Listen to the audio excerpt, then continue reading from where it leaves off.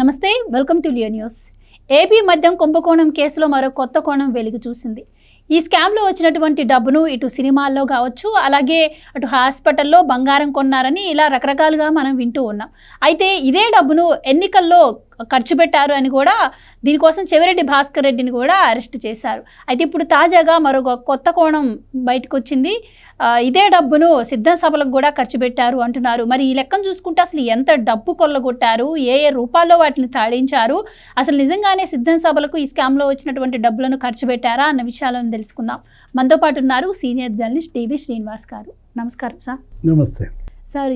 ఇప్పుడు మొన్నటి వరకు కొన్ని వింటూ ఉన్నాం మనం. ఇప్పుడు సిద్ధం సభలకు కూడా ఇవే డబ్బు ఖర్చు పెట్టారు అంటున్నారు. అంటే దీన్ని బట్టి చూస్తే అధికారులు పైకి చెప్పిన లెక్కలు చాలా తక్కువలాగా కనిపిస్తోంది. అంటే ఇంకా లెక్కకి రావాల్సిన డబ్బు ఇంకెంతుందో అని దీన్ని బట్టే అర్థమవుతుంది. సో ఎంత డబ్బు ఇంకా ఈ స్కామ్లో దోచి ఉంటారు. అసలు సిద్ధం సభలకి మనం చూసాం, ఒక్కొక్క సభకి 700 కోట్లు ఖర్చు పెట్టారు, ఒక్క సభకి 700 కోట్లు ఖర్చు పెట్టారని చెప్పి షర్మిల గారు గతంలో చెప్పడం కూడా జరిగింది. ఈ లెక్కను చూసుకుంటే మరి ఎన్ని సిద్ధం సభలు పెట్టారు, అసలు ఎంత డబ్బు కొల్లగొట్టారు, ఇంకా ఎంత బయటికి రావాలంటారు? అంటే అవి సిద్ధం సభలు కాదు, అవి మద్యం సభలు అన్నమాట. మద్యం డబ్బుతో పెట్టిన సభలు అన్నమాట. అంటే మద్యం స్కామ్లో ఇన్ని రూపాలుగా ఇంత ఖర్చు పెట్టారంటే అసలు ఎంత కొల్లగొట్టారు. అదే అక్కడ 1,00,000 కోట్లు. వాళ్ళు అమ్మిన మద్యం 1,00,000 కోట్లు అంటే అందులో 99,400 కోట్లు కేవలం క్యాష్ మాత్రమే. అంటే బస్తాల నోట్ల కట్టలు ఈ వాహనాల్లో లేకపోతే టిప్పర్లలో హైదరాబాద్ నుంచి మనం చూసినట్లయితే ఇటు తిరుపతి లేకపోతే తాడేపల్లి, అమరావతి ఏ విధంగా ఈ పంపిణీ సాగింది.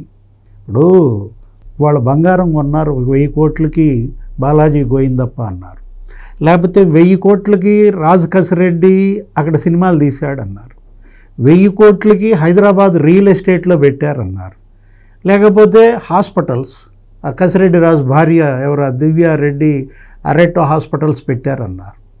అంటే ఎన్ని వేల కోట్లు ఏ విధంగా ఈ మనీ లాండరింగ్ జరిగింది, మనీ రూటింగ్ ఎలా జరిగింది, ఇవాళ సిట్టు ఒక్కొక్కటి బయట పెడుతుంటే ఇప్పుడు ఇది కొత్త కోణం.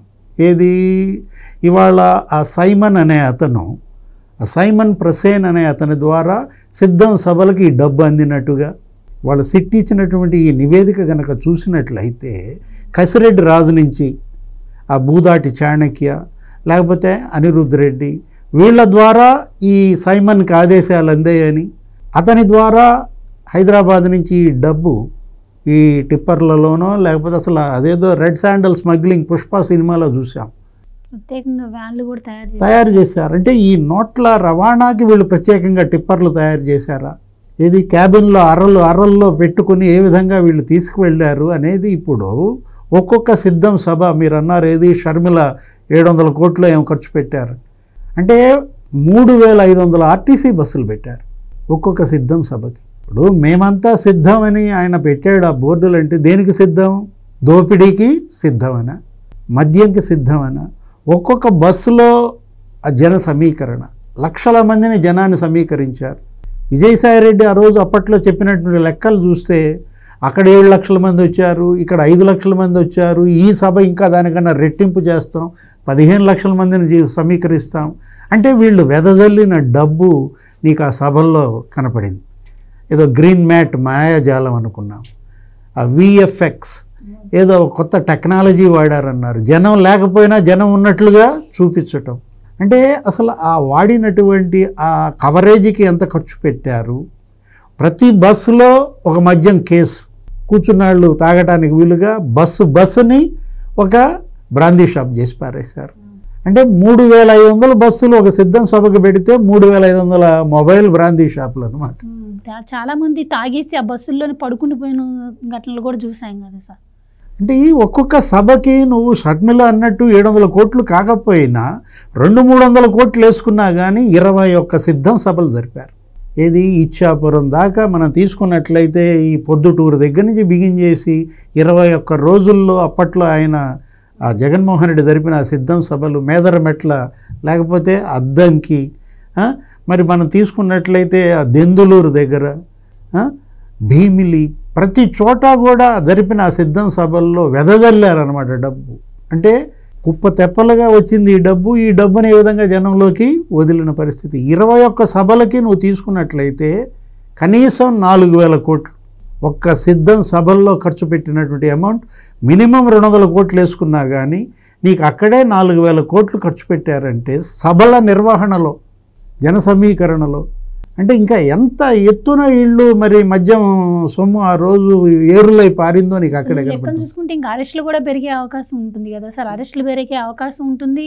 మరి ఇక్కడ మొత్తం విదేశాలకు కూడా డబ్బు తాళించారు అంటే అసలు 1,00,000 కోట్లకు పై మాటలాగే కనిపిస్తోంది. ఇంకా అంటే ఒక 8 మంది అసలు పారిపోయారంటున్నారు.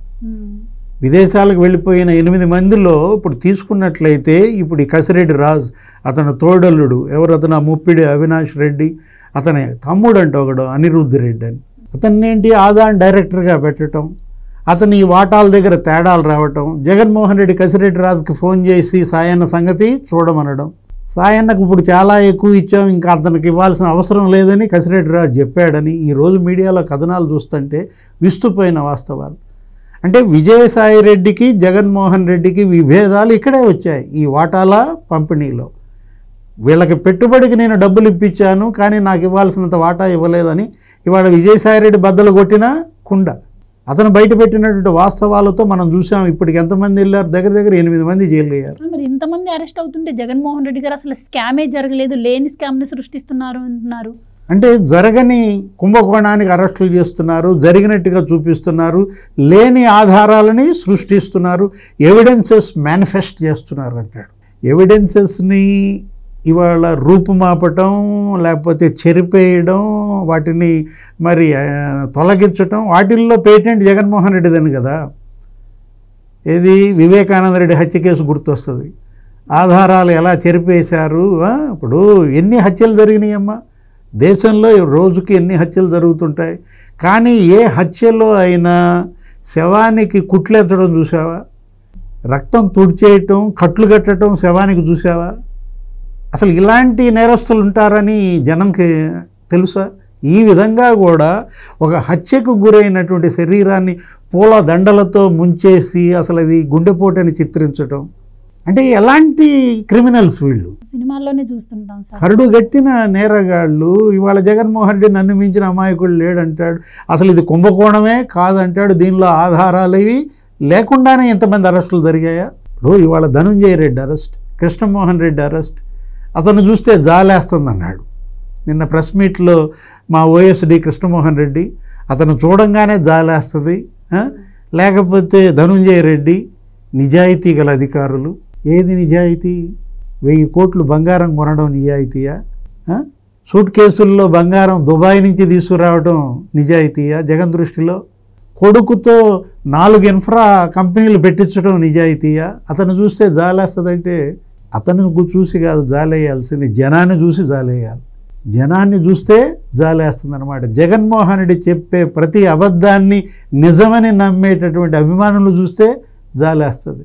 ఇప్పటికీ తను సత్యసంధుడినని, తనకు ఎటువంటి పాపమో తెలియదని అతను మాట్లాడుతుంటే వాళ్ళ చెల్లె అన్నది కదా ఏమని, అరే నీకులో ఈరోజు కూడా మార్పు లేకపోతే, పశ్చాత్తాపం లేకపోతే తిమ్మిని బిమ్మిని చేస్తాడు. టెలిఫోన్ ట్యాపింగ్ నాకేం సంబంధం, అది పొరుగు రాష్ట్రంలో జరిగిందంటాడు. జగన్మోహన్ రెడ్డి ఇవాళ ఏంటంటే ఫిక్సింగ్ ద నెట్స్. ఏది ఇక అతను పూర్తిగా ఉచ్చులో చిక్కాడు, ఇంకా గిలగిల కొట్టుకుంటున్నాడు. ఆ ఉచ్చులో నుంచి బయటపడే మార్గం కానరాక ఇవాళ కొట్టుమిట్టాడుతున్నటువంటి పరిస్థితి. Thank you so much. Please subscribe to Leo news for more videos.